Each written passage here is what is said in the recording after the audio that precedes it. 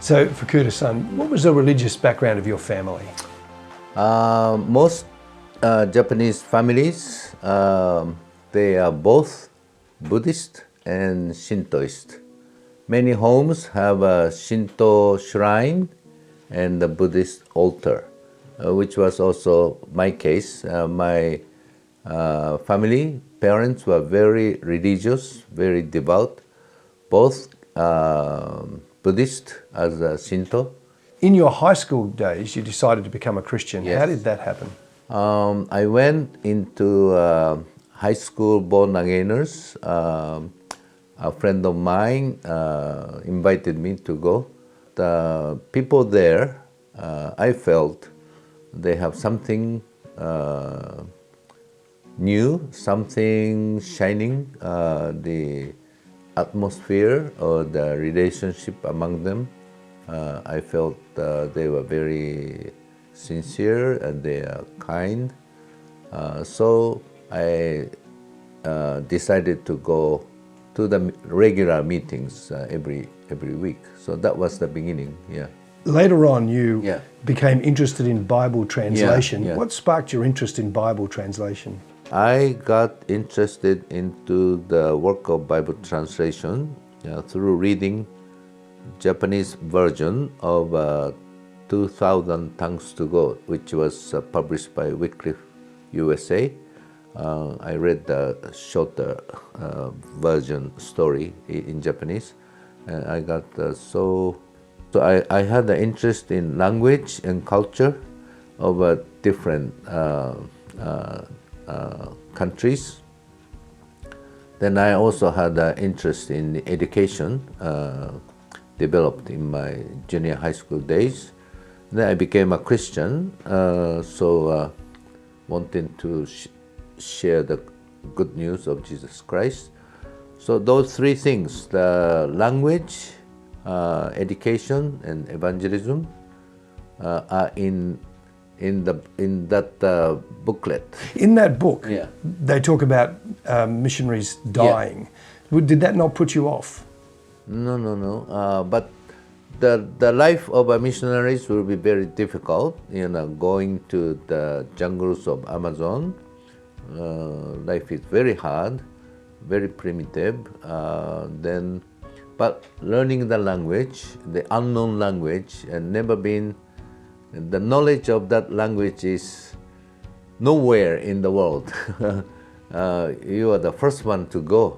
Were you the first outside of North America to become a Bible translator with Wycliffe? By the time I wrote, there was about 25 Wycliffe organizations. Mm-hmm.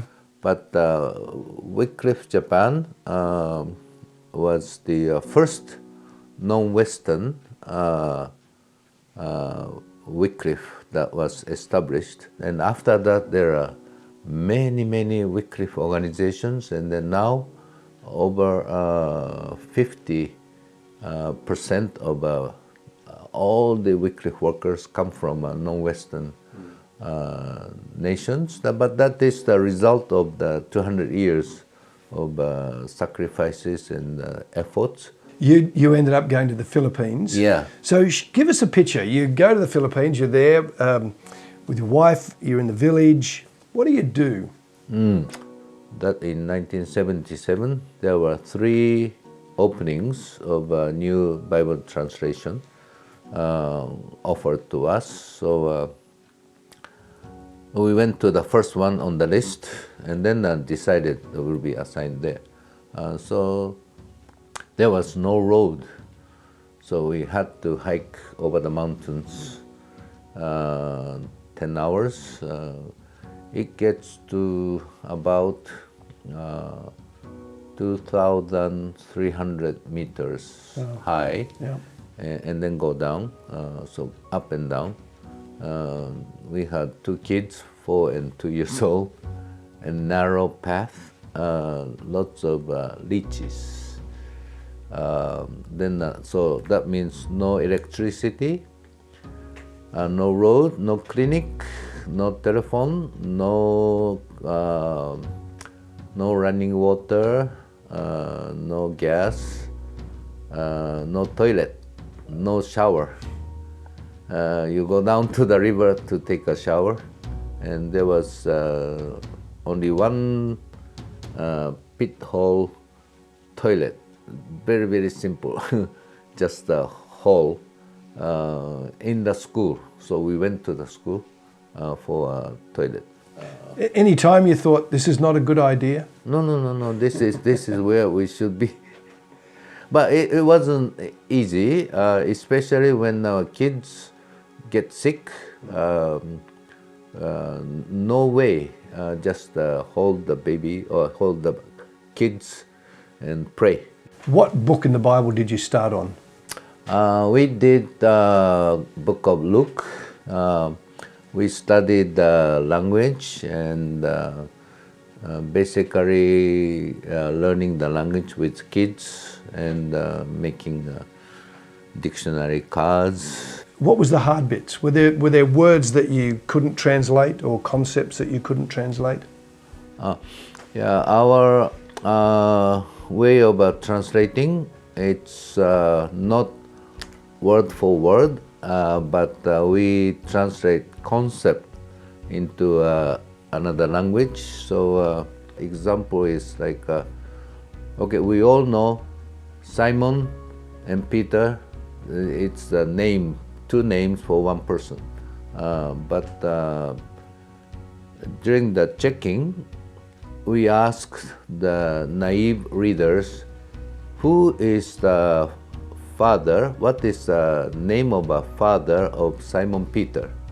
And then everyone says Peter, because the second name is the name of a father in our culture. So we say like Simon, who is also called Peter. So the text, our translation doesn't add anything, but try to avoid the misunderstanding. When the people got the Bible, Luke or Acts or the Bible in their own language, what was that like for them? Our area is Christianized about 1930s, but there is also the spiritual world or unseen world, spirit of the water, spirit of the forest. So when we were walking, hiking like 10 hours, we have lunch, eat rice, and then the village people take some of their portions of the rice and put it on the stones, and then this is for you. We give you, so don't bother us, don't do anything harm to us. But reading the book of Luke, they know who Jesus was, how he lived, what he did, what he taught. But also we did translate the book of Joseph, a part of Genesis. So when they read the Bible, like a Joseph story or a Genesis story, or a book of Luke or a book of Acts, they can put the content into the word, and that changes the worldview.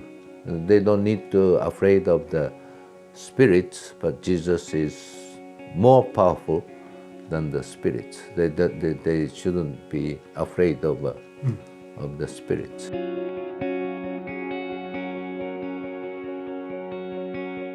What's the church in Japan like today? We have about 8,000 churches. Many churches were planted after the war, but it is aging population now as a general, and also the Christian church. So the members, believers are also aging, but also the pastors, leaders. So I am 72, but 70 years old and above, 5,000 among 10,000. So 50 to 70 is 4,000, 40%, and 50 years old below is 1,000, only 10%. What percentage of Japan is Christian? It's less than 1%, never been over 1%. Jesus the game changer. What does that phrase mean to you? Jesus changes everything. A person needs to be changed, but also the gospel message, the word of God changes the culture and the history of the ethnic groups. And so I believe also Japan, in terms of culture, it is really against Christianity, but culture needs to be changed, and the gospel is the agent of a change, I believe. Yeah.